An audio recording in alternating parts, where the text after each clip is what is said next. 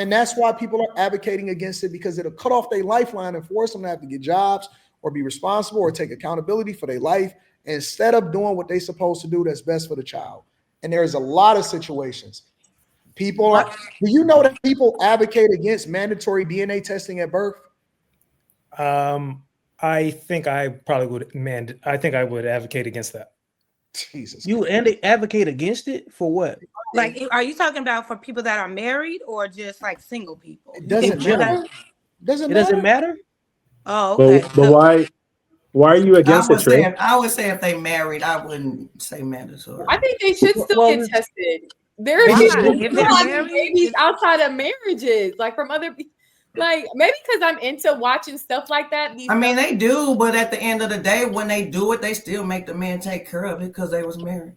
That needs to be updated. There's certain states that you can get in and you can separate your parental rights, because I was a victim of paternity fraud like that. And then so they should definitely test everybody, even if you're married. I would support any man. I'm not trying to break all these people's hearts and families up. They should have did right. Leave stuff the way. No, you can't have it both ways. I support any man. Happy wife, happy life. Hell no, that's the problem. Victor, how many years did it take you to figure out you weren't the daddy? I found out after 9 years. Oh my God! Yeah. Hell no. Victor, did you not suspect it at all? Wait. You said you was married too? Yeah, my first wife. Prime example. Damn. Prime example. My first. Yeah, I was married. My first wife. She was still like, after you found out, she was still conscious and everything. Well, it's a unique situation, man. I'm a glass house experiment with this conversation, right? So I was in the Army, and I got married. Then I went back and forth to basic training and AIT, all my schools and everything. And then like within the early parts of our marriage, like we was only together like on paper like 5 years, but we was only together for like 3 of them. So in the toddler years of of the baby, I call her the maybe baby. Because at some point when she started growing up, I noticed she didn't look like, she didn't have any of my features, you know what I'm saying? And so like, I ended up going to Iraq twice. I didn't have time to divorce her, you know what I'm saying? As efficiently as I'd like to. And then later on, Sorry, go ahead. So later on in my time, I had somebody hit me up and let me know that my ex-wife was on the phone bragging to somebody that was a mutual friend saying that I'm not the dad. Like a real dumb flex. So I flew back home with a DNA test, did the swab myself, found out that she wasn't mine, and then I hired my family, my attorney that handled my divorce, and then I found out that the state that where it happened at, it was in Alabama. I found out that Alabama was one of other 13 states where you can, if you prove paternity, you can abolish your parental rights, and I did it. I would have. And even then, the judge was still trying to make me pay child support. So here's the thing. Hold on, Q. So this is perfect. This is a perfect example. What Red Pill does is it makes guys situationally aware before they put themselves in that position in the first place.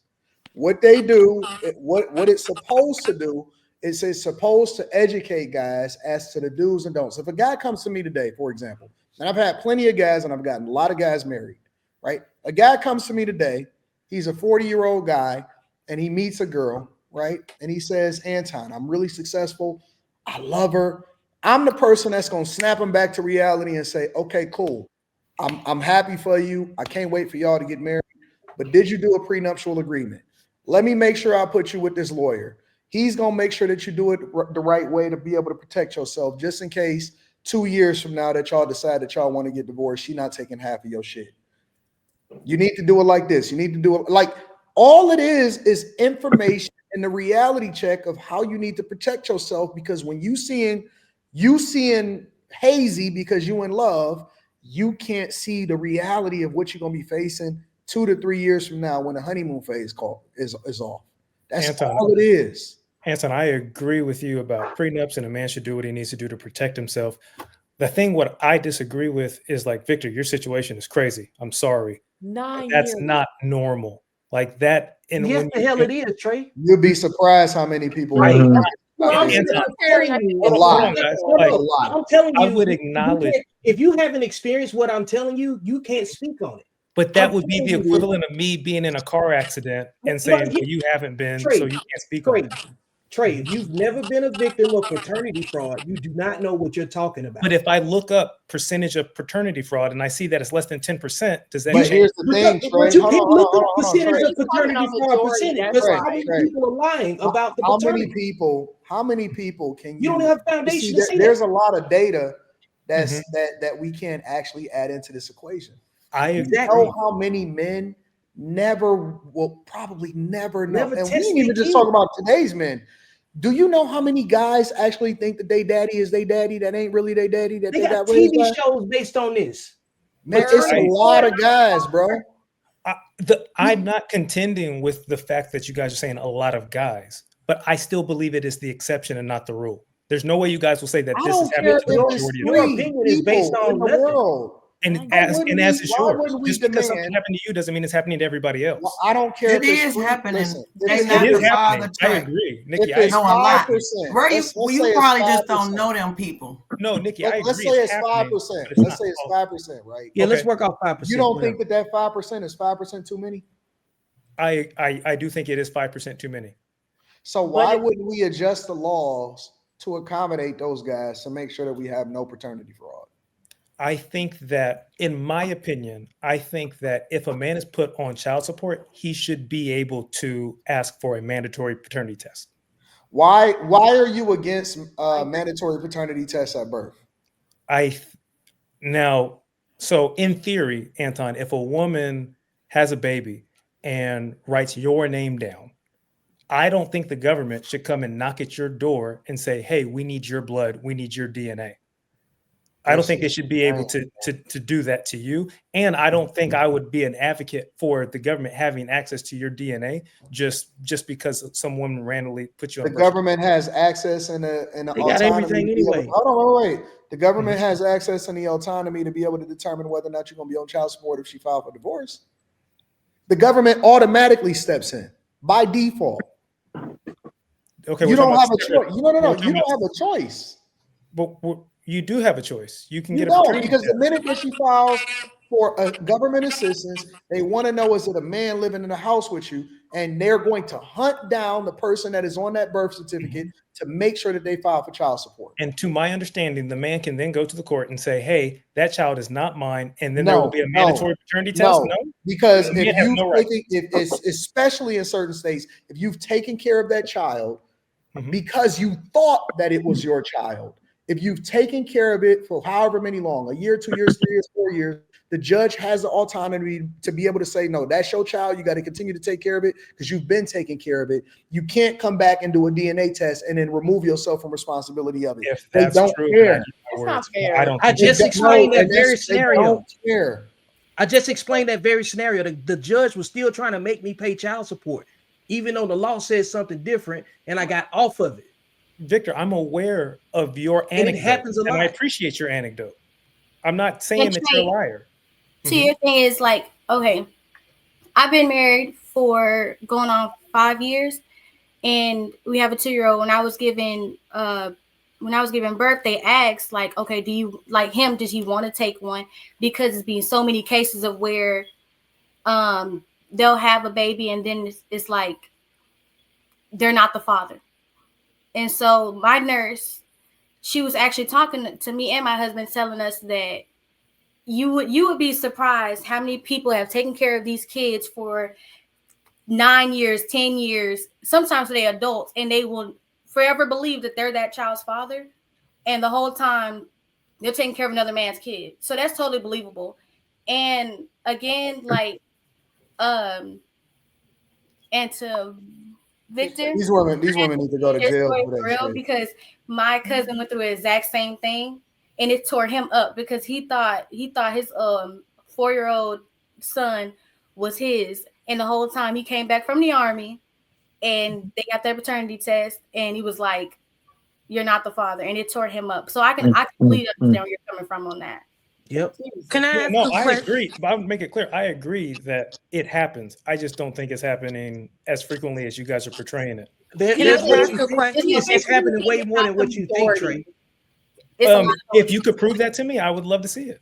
Can I ask a question just to What you tie got, back Jess? in the red pill? So Anton was saying like, okay, this is what red pill does. It helps men to identify these situations to avoid these situations. Okay, and my question is how? How does the red pill help men to choose a woman that they know will not do something like paternity fraud? How does the red pill help to build a man's discernment to choose the right woman that is guaranteed to not hurt him in a way by way of paternity fraud or, you know, divorcing him to take him for everything? How does the red pill help build a man's discernment on choosing the right woman? If I had to say, because I have something different than red pill that I have as my own brand called accountable masculinity. But if I had to say what red pill does, it depends on who you're consuming information from. Okay. Because there's prosperity preachers on every level of information. Like if you want to, like you got the sprinkle lady, you know what I'm saying? You got you know, whoever you can get your information from on the feminine side, right? But it depends on what catches your eye as a woman, because y'all don't date women, you know, unless you do.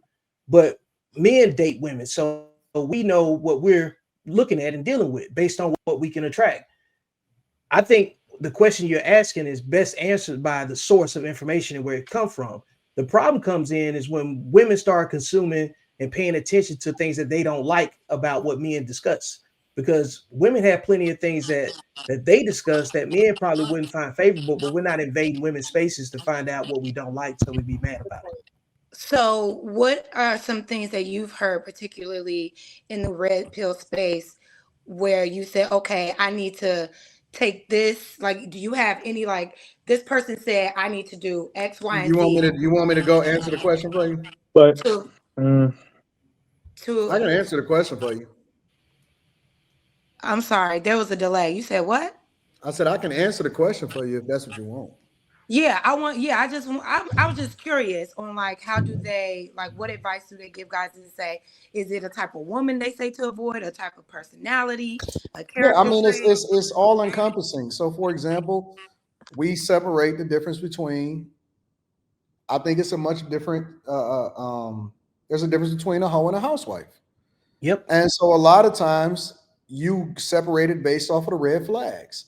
You can go and look for certain things that women do that would let you know that you know, she's the person that you're supposed to be marrying versus the person that you're not supposed to be marrying. Question. Behavior. So what are the red flags to show that this woman may do paternity fraud on you? Y'all don't want to what know are- that. You don't really want to know that answer. I think I I can do. tell you. And No, I'm I'm gonna be curious. honest with I you. can tell you a lot of the characteristics. Well, I'm not gonna answer that simply because I can tell you.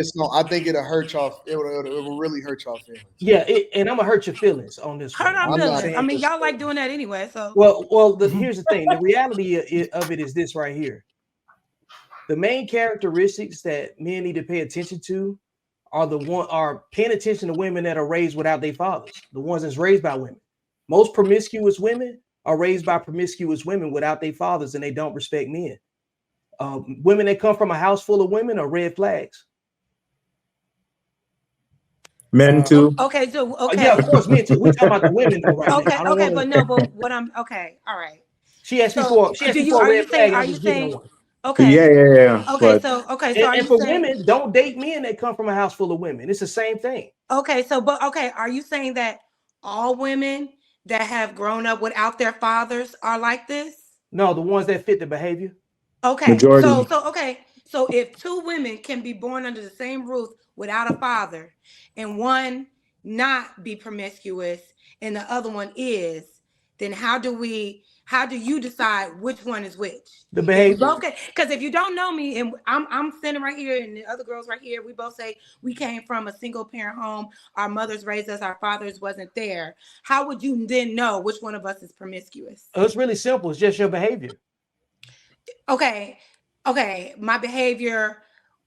At what point do you observe my behavior to say, okay, she's promiscuous? At what point? Is it right when you meet me and you know that I don't have a father, or is it after we go on a couple of dates? I can tell by the way you talk. I can tell by the way you hold a conversation. If you like how? Give me an example. Jazz, you don't know what hoes look like? You're a woman. No, I don't because here's what I'll tell you. A hoe is sitting right up in church right now, praising the Lord with a turtleneck on. Right? Okay. A woman that barely has sex is walking around here with a mini skirt on with her titties out, right? So no, you can't look at a woman and say she's a hoe because you don't really know. You don't really know. Like it's like character. Like we've been around, but you have to get to know someone, right? Of course. No, of course. But you have to get to that's what I'm asking. That's why I just said get to know someone to understand their character. I was just going off of the initial interaction. You meet a woman, you see a woman. How do you see that woman and say she's a promiscuous whore from a single parent household? How does the red pill help you to sharpen that eyeball? Well, we talk about behavior. We let you talking shape that outcome. You said you let us talking. Can I ask his behavior? He said behavior first. I think. So, what kind of behavior does a promiscuous woman portray? Argumentative. Really? Is you trying to call Jazz a promiscuous woman? That's fine. That's fine. This is an that is very silly to say because there are plenty of women that are argumentative that are virginal. 80% of the time, if it looks like a duck and it quacks so like a duck, women who are argumentative in that debate are promiscuous. They're not. There's no way you can quantify that. Don't say it. I'm sorry. What? They're not conducive to a relationship. Not a healthy one. Wait. Which one is it? Are they promiscuous or are they not conducive to a relationship? Yeah, we immediately assume that you're promiscuous too, because if you're not getting what you want and let me explain. Let me explain. So because a woman argues, let me explain. Do you want the explanation? Yes, please. I'm sorry. All right.